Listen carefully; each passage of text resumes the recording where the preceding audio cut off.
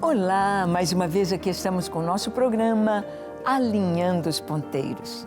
Que maravilha podermos tomar a palavra de Deus, estudá-la, tê-la em nossas mãos e poder mergulhar nesta palavra sabendo que ela é a verdade, sabendo que ela é a palavra de Deus, sabendo que podemos aprender com o Senhor e ter virtudes em nossas vidas do caráter de Deus. Uma delas, a bondade. Isso mesmo, estamos estudando o caráter do nosso Deus, como Deus é bom, como Ele é bondoso. E no programa de hoje falaremos sobre este tema, colhendo os frutos da bondade. Que frutos você tem colhido? O que a vida tem reservado para você? Você tem experimentado ser bom e tem experimentado comer estes frutos, os frutos da bondade? Vamos ver o que a palavra de Deus nos diz? Deixe o seu coração aberto para o Senhor, pronto para receber a sua palavra e o seu toque salvador, curador, abençoador e que nos traz sabedoria. O programa Alinhando os Ponteiros já começou.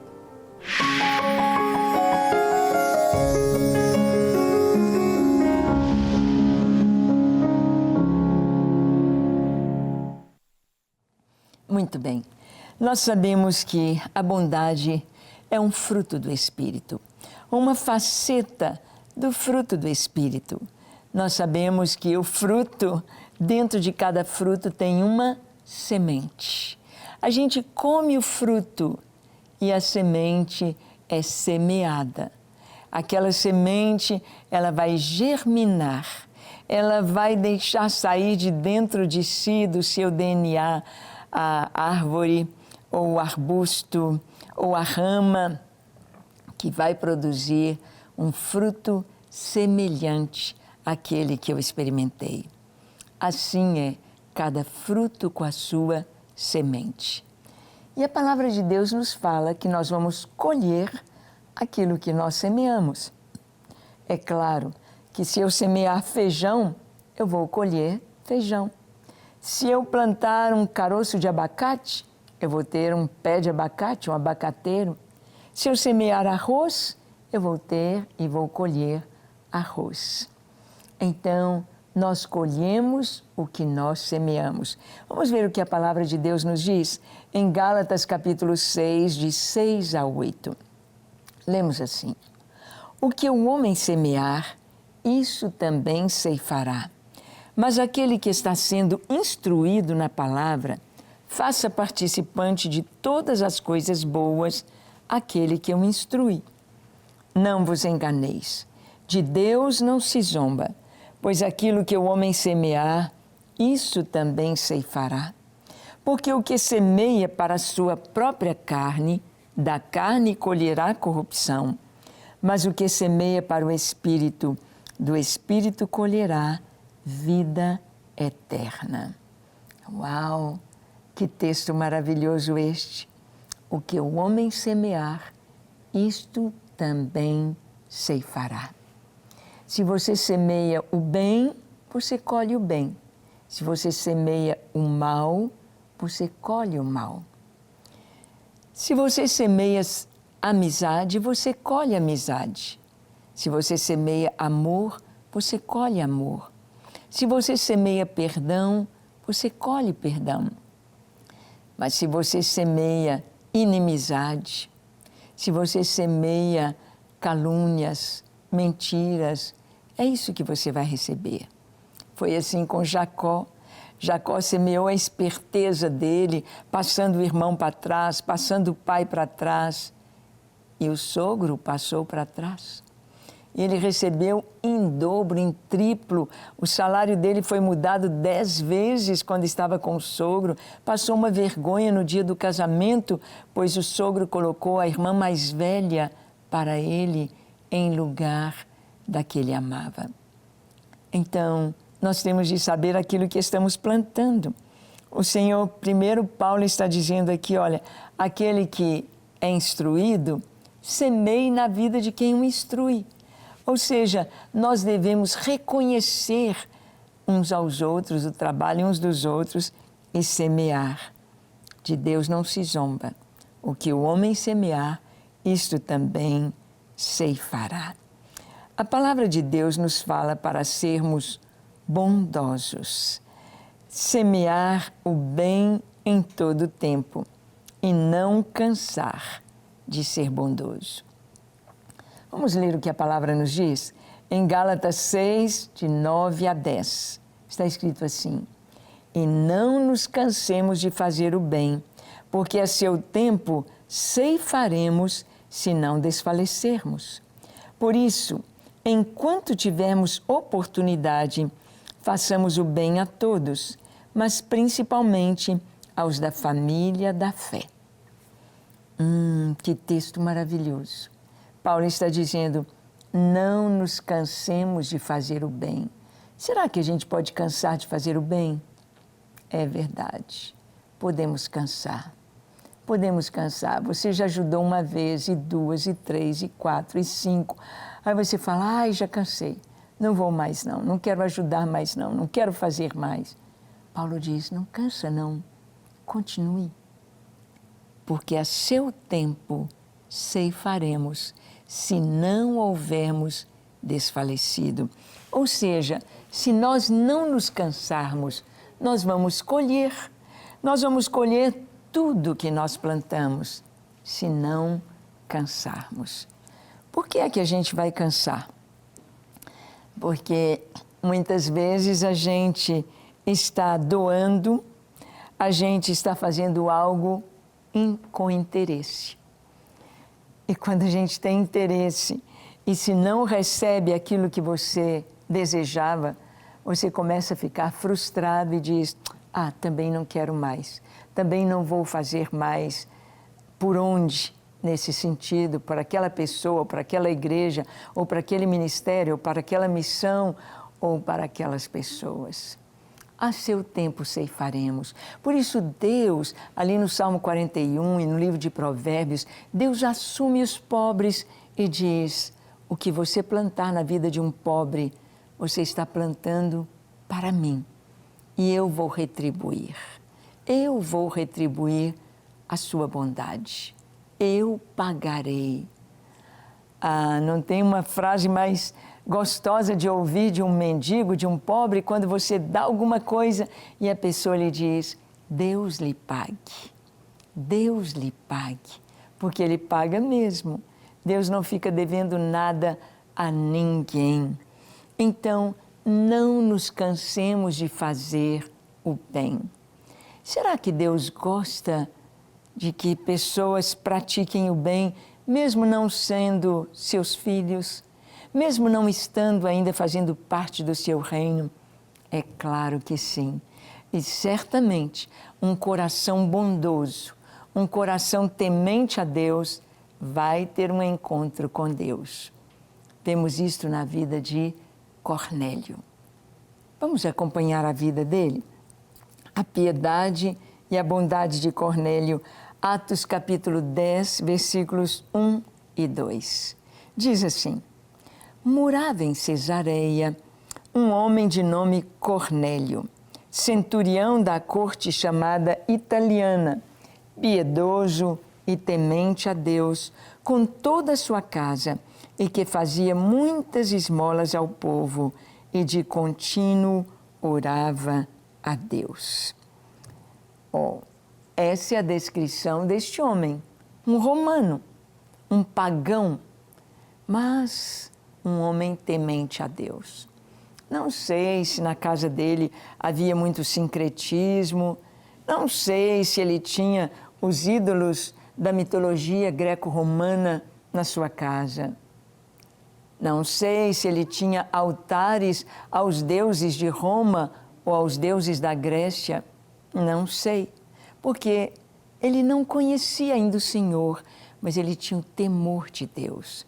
E aqui a palavra diz que ele era piedoso e temente a Deus. Ele e toda a sua família. Ele era um homem influente, ele era um homem agregador de fazer amizades. Ele era um homem que temia a Deus e é descrito como alguém que fazia muitas esmolas ao povo e de contínuo orava a Deus. Pessoas de bom coração. Quando a pessoa é de bom coração, Deus tem todo interesse de lhe mostrar a verdade, de abrir o entendimento para que conheça o Senhor. Vamos ver a sequência desse texto na história de Cornélio. Em Atos capítulo 10, versículos 4 ao 8, Deus fala a Cornélio. Cornélio, este fixando nele os olhos e possuído de temor perguntou: que é, Senhor? E o anjo lhe disse: as tuas orações e as tuas esmolas subiram para a memória diante de Deus. Agora, pois, envia mensageiros a Jope, a chamar Simão, que tem por sobrenome Pedro. Ele está hospedado com Simão Curtidor, cuja residência está situada à beira-mar. Logo que se retirou o anjo que lhe falava, chamou 2 de seus domésticos e um soldado piedoso dos que estavam a seu serviço. E, havendo-lhes contado tudo, enviou-os a Jope. Oh, que coisa tão linda! Deus vai falar com Cornélio. E o que ele fala, envia um anjo a dizer: as tuas orações foram ouvidas. As esmolas, as ofertas, a bondade que você demonstrou a cada pobre que batia na sua porta, Deus viu e Deus se alegrou. Então, Deus quer que você conheça a verdade. Deus quer que você conheça o caminho.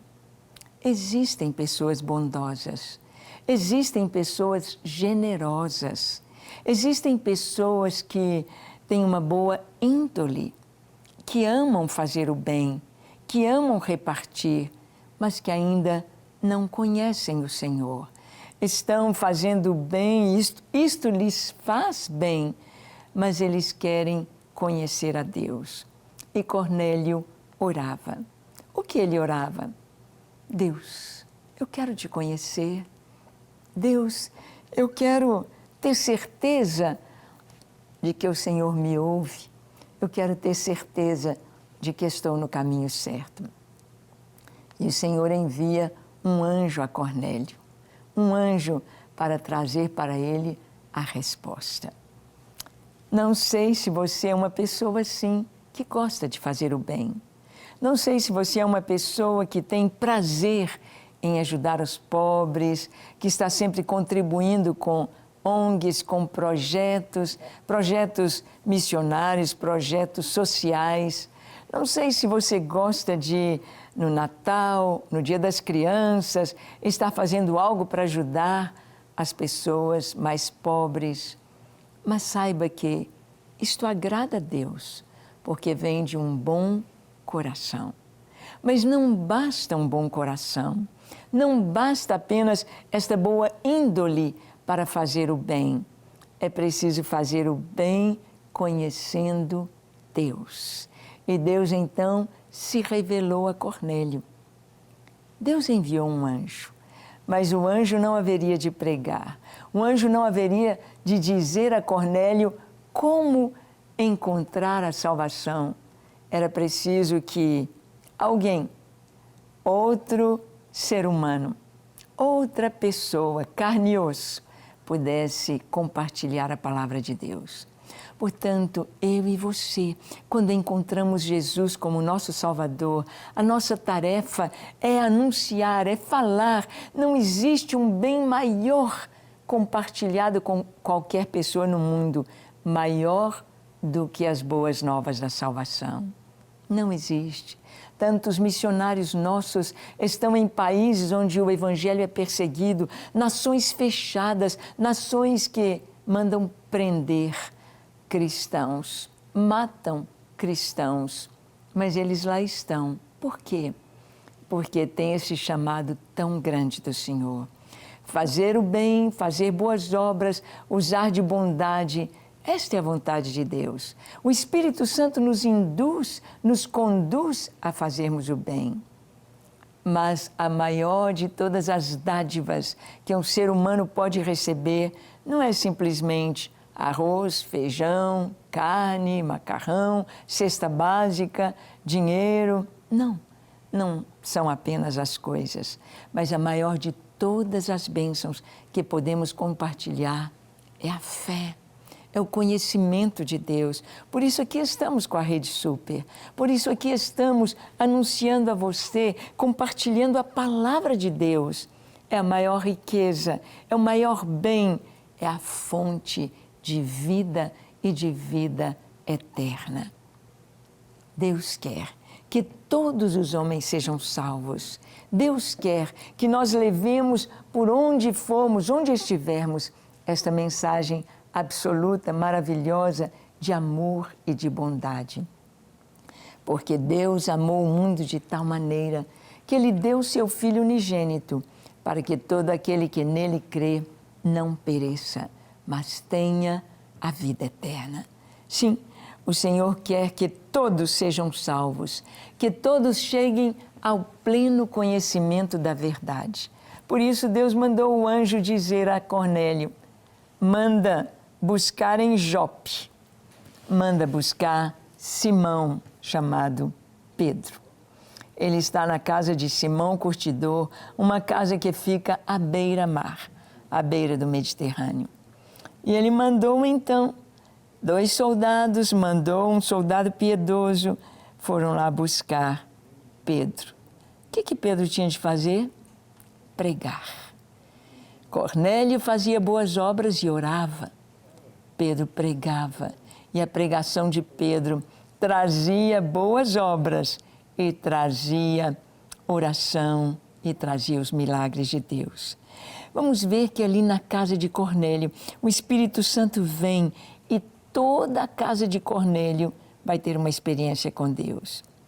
Olha o que está escrito em Atos capítulo 10, de 44 a 48. Diz assim: o Espírito Santo desce sobre os gentios.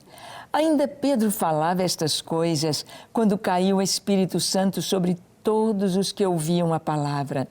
E os fiéis que eram da circuncisão, que vieram com Pedro, admiraram-se, porque também sobre os gentios foi derramado o dom do Espírito Santo, pois os ouviam falando em línguas e engrandecendo a Deus. Então perguntou Pedro: porventura pode alguém recusar a água para que não sejam batizados estes que, assim como nós, receberam o Espírito Santo? E ordenou que fossem batizados em nome de Jesus Cristo. Então lhe pediram que permanecesse com eles por alguns dias. Que história maravilhosa! A história de Cornélio e sua família. Pedro está orando quando Deus diz: vai com estes homens. Seria a primeira vez que um judeu crente iria entrar na casa de um gentio para fazer um culto evangelístico. E Pedro vai, porque um judeu, se entrasse na casa de um gentio, seria considerado impuro. Teria de passar por um ritual de purificação. Mas Deus havia mostrado para Pedro que ele não considerasse imundo a quem Deus santificou. Então ele vai obedecer ao Senhor. E leva outros judeus crentes com ele. E Pedro começa a pregar. Mas ele nem terminou a mensagem, ele nem fez um apelo, quem quer aceitar Jesus. E o Espírito Santo já veio sobre todos. Os corações estavam sedentos, entenderam que Jesus Cristo é o Senhor, entenderam que Jesus Cristo é o Salvador, entenderam que o sangue de Jesus derramado na cruz do Calvário trazia perdão para os seus pecados. Entenderam que, crendo em Jesus, se tornavam filhos de Deus. Entenderam que os seus corações deveriam estar abertos e todos foram cheios do Espírito Santo e começaram a falar em outras línguas. Tiveram a evidência do batismo com o Espírito Santo, batizados com o Espírito e com fogo ali, começaram a falar em outras línguas. E Pedro então diz aos irmãos que foram com ele: nós podemos negar o batismo para eles? Se o Espírito Santo já está na vida deles, se eles já foram cheios do Espírito Santo, são nossos irmãos e foram batizados. Toda a família de Cornélio. Imagina a alegria. E eles pediram a Pedro: fique conosco mais tempo, nos discipule, nos ensine. Ali em Cesareia, entre romanos, estava nascendo uma igreja cristã. Que coisa linda! A partir de um momento, quando Deus viu as boas obras de um homem, quando as orações dele subiram, quando Deus olhou o coração de Cornélio e disse: você será meu filho, você será um excelente cristão. Tem tantos Cornélios por aí.